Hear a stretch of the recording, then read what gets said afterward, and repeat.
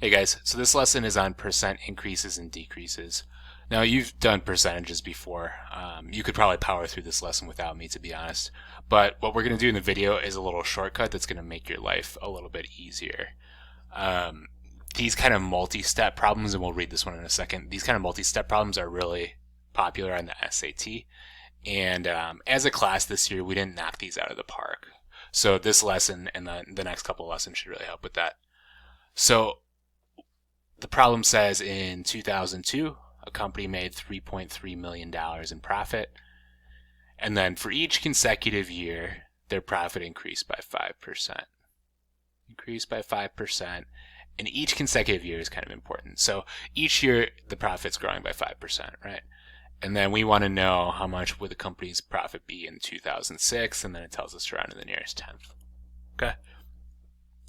So we know in 2002, profit is 3.3 million, and then we want to get to 2006, right?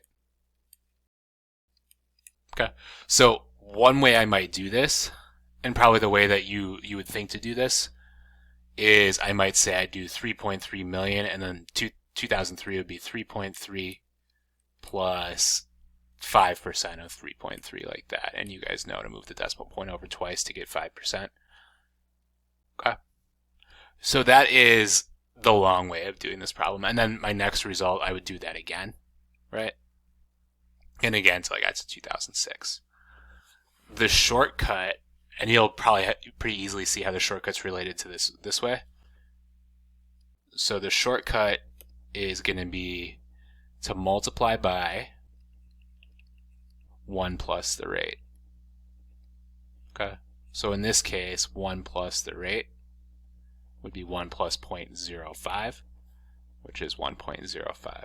Okay, so instead of adding the increase each time, we're just going to multiply. And actually what happens is it ends up looking like an exponential function. So done this way, we do just 3.3 times 1.05. And then I get, what do I get? 3.465. We want to avoid routing till we're done, right? And then the next time, the next year, I'm just going to multiply times 1.05 again, each time. So the next year I get, in 2004, 3.63825. And then the next year I get 1.05. Or I multiply by 1.05 rather, and I get 3.82. We'll keep all my digits, 0.16.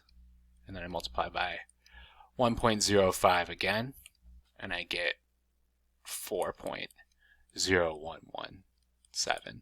Okay. And then it says round to the nearest tenth of $1 million. So my final answer then, I would say, well, the nearest tenth of $1 million is my 0, and I round down because that's a 1, right? So I'd say 4 million would be my solution here. Okay. That might not seem that fast, but in the next one I'll show you how to do on your calculator very quickly. Okay, so let's tackle this one now. So this one says we're buying a car in 2010. A person bought a new car for $250,000, which is a very nice car. Must be nice. For each consecutive year after that, the value of the car depreciated by 6%. So this word is depreciated, and that's a good vocabulary word in these percentage problems. Depreciated means losing value. So each year, how much the car is worth decreases by about 6%. How much would the car be worth in 2014?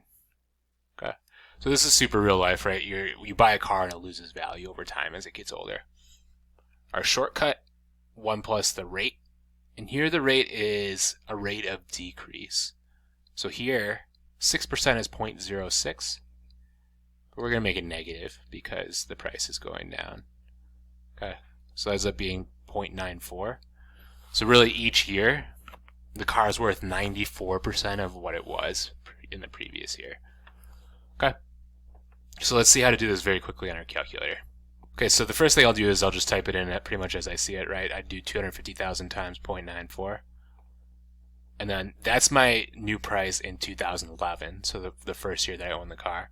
And then for the next years, I would do second negative, which gives me that answer, which answer is always what you just got on your calculator, times 0.94 again. So if this is 2011, I hit enter, 2012, and then I can just hit enter again, 2013, hit enter one more time, 2014. Okay, so that's how much the car is worth in 2014, and then I just need to round to the nearest $100, which in this case would be 200, right? Because I'm rounding up. So I'd say 195,200 bucks. Okay. So I went through this pretty quick. Remember, you can rewind the video if you need to. Otherwise, jump into the practice and let me know if you get stuck.